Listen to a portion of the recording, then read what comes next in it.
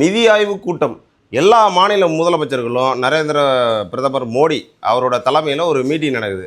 அந்த மீட்டிங்கில் வந்து அமர்ந்திருக்காங்க. பிரதமர் மோடியோட நேர் எதிரில் மாண்பின் முதல்வர் தமிழ்நாட்டோட சிஎம் உட்காந்துருக்காரு. எல்லா மாநில முதலமைச்சர்களும் ஒரு பரபரப்பு. யாரை பார்க்குறாங்கன்னா விஜய் அவர்களை பார்க்குறாங்க. ஏன்னா ஒரு நடிகரை தூக்கிட்டு வந்து எல்லாம் சிஎம்ல குறைச்சிட்டாங்களே, அந்த ஒரு பரபரப்பில் பார்த்துருக்காங்க.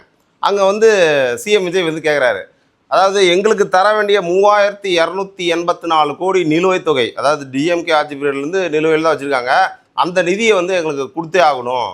நீங்கள் வந்து அதுக்கு கேட்குறேன்னு சொல்லிவிட்டு நீங்கள் வந்து மும்மொழி கொள்கையை வந்து திணிச்சு அதை கொடுத்தா, மும்மொழி கொள்கையை வந்து நாங்கள் அப்ரூவ் பண்ணால் தான் நாங்கள் இந்த நிதியை தருவோம் அப்படின்னு வந்து எங்களுக்கு வந்து கட்டாயப்படுத்தக்கூடாது அப்படின்னு சொல்லிட்டு பொட்டுன்னு நெத்தி லட்சமாக சொல்லிட்டாரோ.